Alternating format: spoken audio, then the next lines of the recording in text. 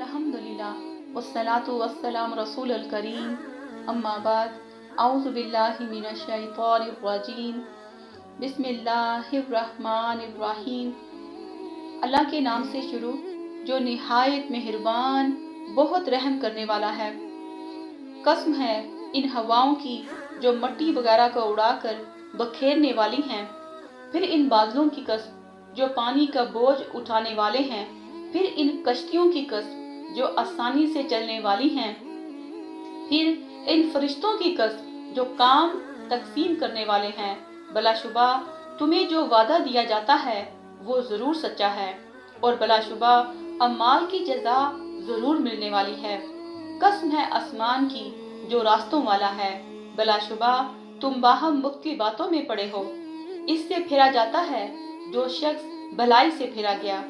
अटकर बच्चों लगाने वाले मारे गए जो लापरवाह गफलत में पड़े हैं। वो पूछते हैं जजा का दिन कब होगा, जिस दिन वो आग में जलाए जाएंगे।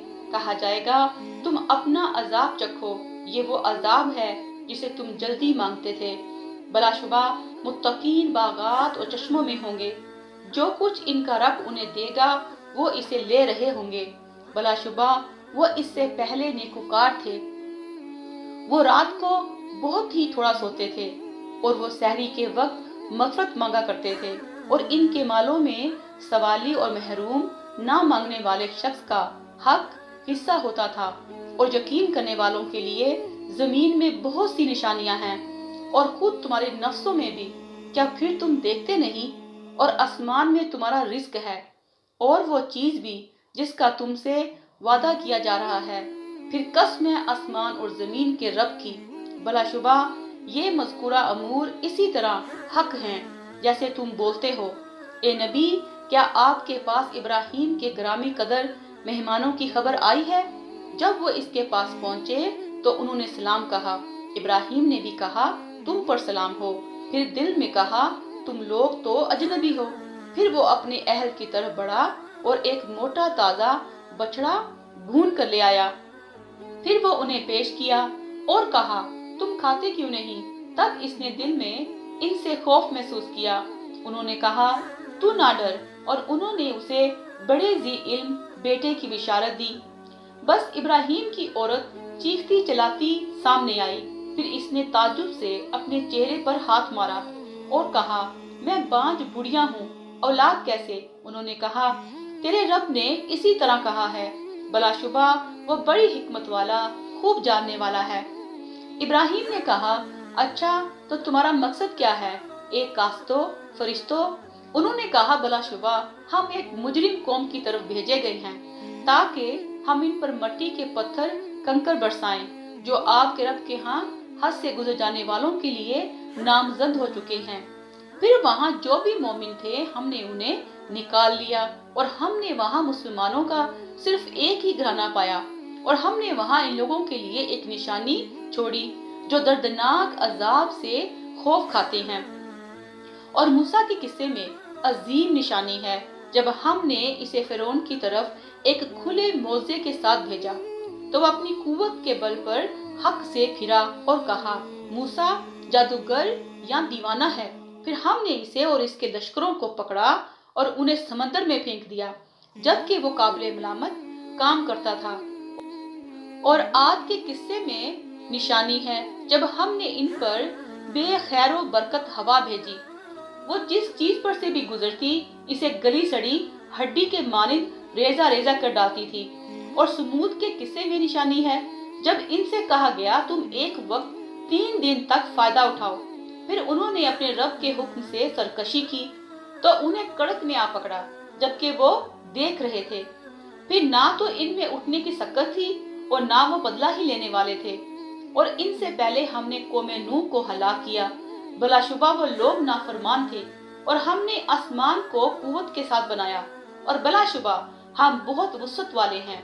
और हमने जमीन को बिछाया तो हम क्या ही खूब बिछाने वाले हैं। और हमने हर जानदार चीज से जोड़े पैदा किए ताकि तुम नसीहत हासिल करो। लिहाजा तुम अल्लाह की तरफ दौड़ो, बलाशुबा मैं तुम्हें इसकी तरफ से खुला डराने वाला हूँ। और तुम अल्लाह के साथ किसी और को मबूद ना बनाओ बला शुबा मैं तुम्हें इसकी तरफ से खुला डराने वाला हूँ। इसी तरह इनसे पहले लोगों के पास जो भी रसूल आया तो उन्होंने बस यही कहा कि ये जादूगर है या दीवाना। क्या वो एक दूसरे को इस बात की वसीयत करते आए हैं? नहीं, बल्कि वो सब लोग सरकश हैं। लिहाजा आप इनसे फिर जाएं, तो आप पर कुछ मलामत नहीं, और आप नसीहत करते रहें, इसलिए कि बेशक नसीहत मोमिनों को नफा देती है। और मैंने जिन और इंसान इसीलिए तो पैदा किए हैं कि वो मेरी ही इबादत करें। मैं इनसे कोई रिस्क नहीं चाहता और ना ये चाहता हूँ कि वो मुझे खिलाएं। बलाशुबा अल्लाह तो खुद रिस्क देने वाला है, बड़ी कुव्वत वाला, निहायत ताकतवर है। फिर बेशक जिन लोगों ने जुल्म किया इनके नसीब में अजाब है जैसा इनके साथियों के नसीब में था। लिहाजा वो मुझसे अजाब जल्दी ना मांगे। चनाचा काफरों के लिए इनके इस दिन के आने से तबाही है जिसका इनसे वादा किया जा रहा है। आयत नंबर 28। यानी जब फरिश्तों ने हज़रत इब्राहीम अलैहिस्सलाम के चेहरे पर खौफ के असरात देखे तो उन्हें बताया वो अल्लाह के भेजे हुए हैं। उन्होंने हज़रत इब्राहीम अलैहिस्सलाम की बीवी सईदा सारा रज़ियल्लाहु अन्हा को ये खुशखबरी भी सुनाई, अल्लाह ताला इन्हें एक बेटा अता करेगा। नंबर 2, यानी मैं किस तरह बच्चे को जन्म दे सकती हूँ। ये अल्फाज कहने के वक्त हज़रत सारा रज़ियल्लाहु अन्हा की उम्र 99 बरस थी।